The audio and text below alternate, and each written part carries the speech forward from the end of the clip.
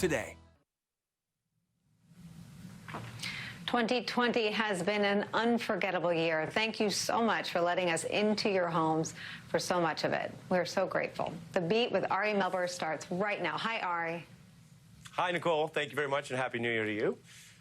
I want to welcome everyone to The Beat. I am Ari Melber, and we begin right now with two clashes in Congress tonight. One with real consequences for millions of Americans, the other about of authoritarian theater on behalf of Donald Trump. Now, the most pressing development for everyday life for most Americans right now is this: the visage of Senator Mitch McConnell digging in on his obstruction of these $2,000 COVID relief payments, which in a Washington rarity had the support of the Democrats and the Republican president. Now, that fight is playing out in the Senate. Bernie Sanders expected to launch a filibuster unless McConnell actually allowed a straight up or down vote on the $2,000 of payments for Americans suffering during this COVID recession. Now, that would only slow McConnell down, though, until Friday, the Sanders move, at which point McConnell is still signaling he's going to just go forward on other business without that vote. Now, that really matters a lot. It's a story we've been tracking for you and will continue to do so. President Trump, members of Congress, Republicans who say they are open to this, they could obviously do more to press McConnell or find a compromise.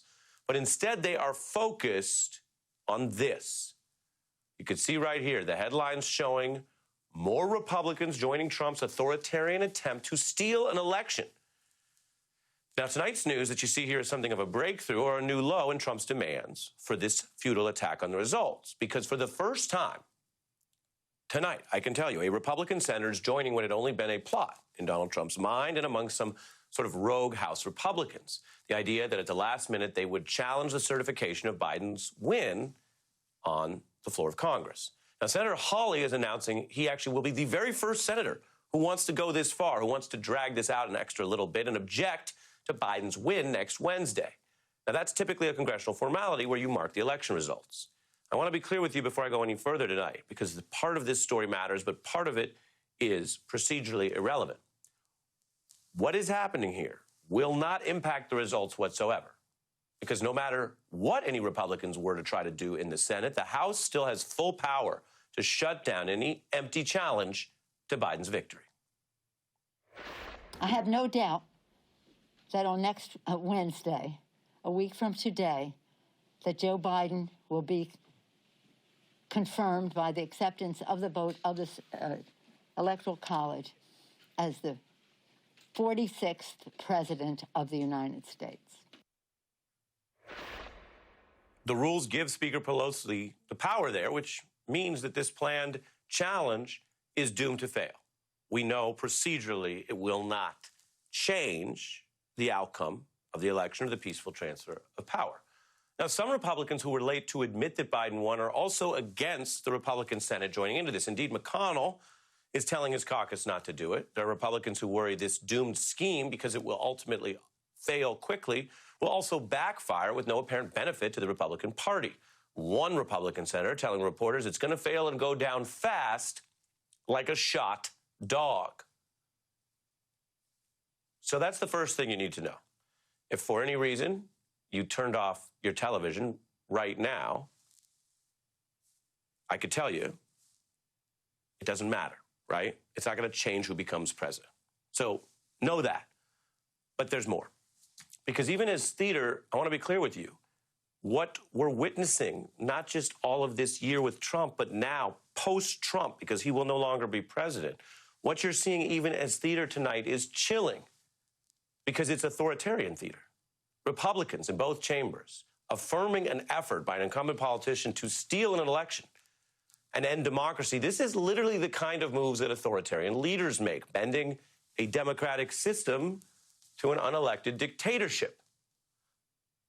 The man you see on your screen that's so famous, Vladimir Putin, he, of course, oversees, quote, elections in Russia, but they're not real, they're not fair, they're just a cover for his authoritarian rule. Now, Republicans are joining Trump's effort to do the same. The main difference on display tonight is that Trump's just not as effective as Putin, and to be fair to the many honest people, including people in both parties, who work in nonpartisan U.S. institutions, the government, the courts. Those institutions are also stronger than Russia's. So keep that in mind, though, as tonight's news brings a public reckoning coming next week. Senator Hawley planning a move that will force every Republican senator to go on the record about this final Trumpian question. Do you support democracy and the will of the voters, or authoritarian plots to end democracy as we know it? We begin with Margaret Carlson from the Daily Beast and Jason Johnson from Morgan State University, an MSNBC contributor.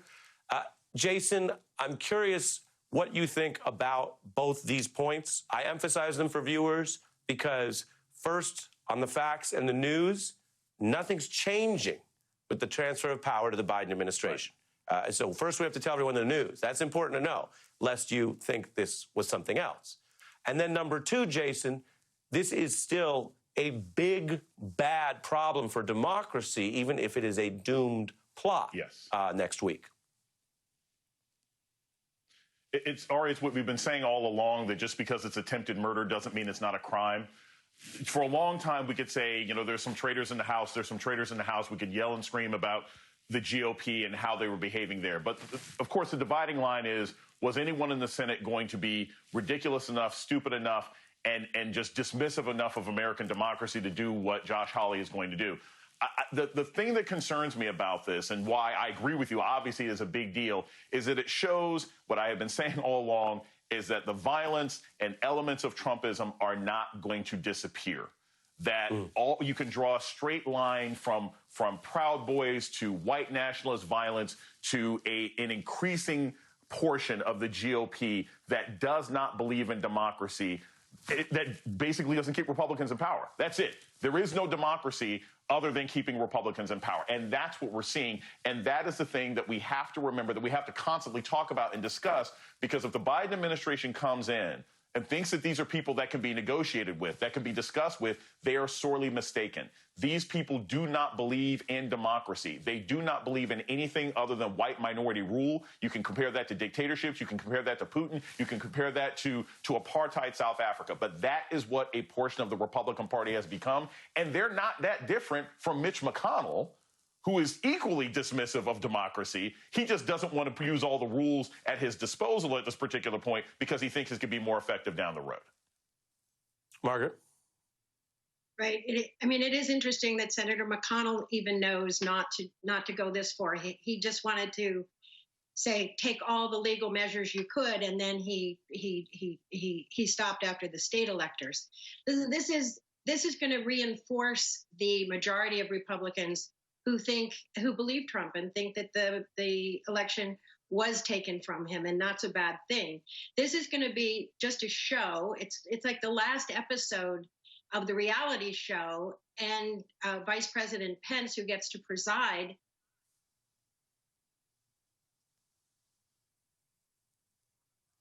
I think we lost Margaret's Skype briefly. Jason, take a listen to Senator Chris Murphy on all of this. Let's be clear. Josh Hawley and anyone who supports his effort are engaged in the attempted overthrow of democracy. There is no evidence that there was any fraud. Senator Hawley apparently believes that if a Democrat wins the presidential race, it must be illegitimate by definition. Jason, that's strong words from one senator about another. They have to go back and sit at a table and work together, but he's basically saying, you're an authoritarian. Yeah, and it's true. Look, you've got a certain section of the Republican Party, and I've said you can go all the way back to Newt Gingrich and the scorched earth way that they dealt with Bill Clinton. They think that the Democratic Party's coalition, any party that is supported by the LGBTQ community, Asian Americans, Muslims, black people, whatever, they don't think those people are legitimate participants in American democracy. That's the core of this. This is not about state rights. It's not about fraud. It's about white nationalism masquerading as a political party at this particular point. And because they don't think that a coalition that put Joe Biden into power are legitimate participants in American democracy, they're willing to throw it out. And I keep saying this because this is dangerous. The violence that we're seeing right now is only the beginning. There is going to be violence that goes along with what Josh Hawley is doing. And the irony, of course, is that some political pundits will say, well, he's only doing this because he wants to be in a position to run in 2024. There is nothing more ironic than engaging in anti-democratic action because supposedly your long-term goal is to run for a democratic position in this country. That's not what the goal is. The goal here is to activate a revolution of sorts amongst white nationalists and anti-democratic forces in this country to bring Joe Biden and his new administration to its knees. Yeah, and it's funny in part because it's stupid, as you say, that this is like a dictator saying, oh, this is how I'd win votes, but the thing you're advocating for would literally extinguish the system of voting.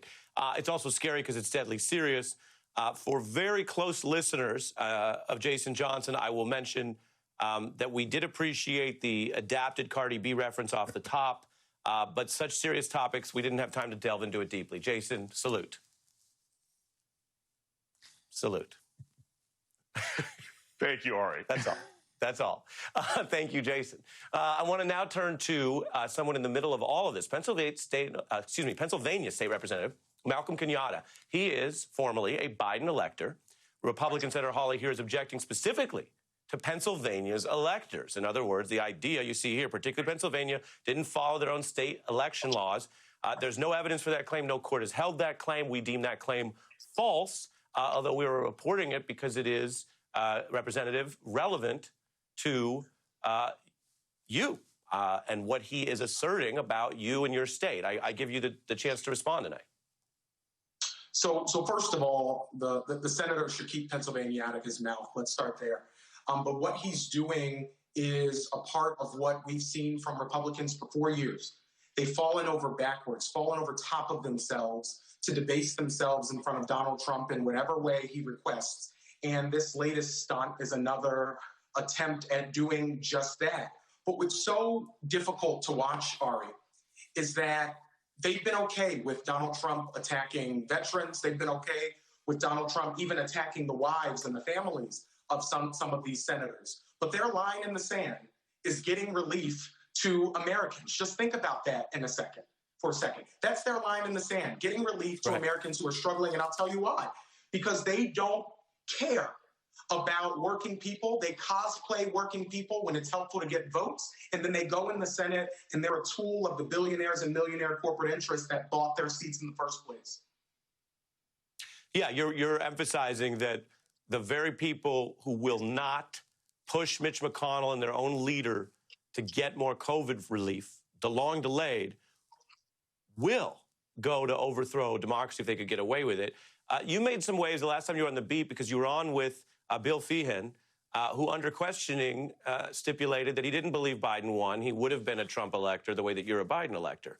What do you think about the fact that at that time people were looking at you sort of rebutting someone who seemed fringe? Now the fringe has moved into the actual Republican Senate.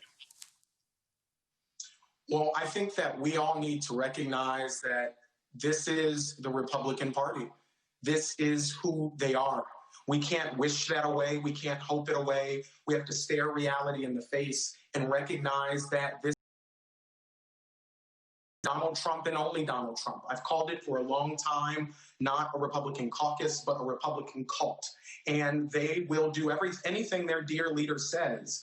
But the disappointing fact of that is we have millions of Americans who are worried about being kicked out of their homes, who don't know whether they're going to go for their next meal. And these folks are more fired up about a political stunt than they are about getting critical relief to Americans. And unfortunately, our own senator here in Pat Toomey, he's the one that was helping to lead the charge today with Mitch McConnell. It's so disappointing.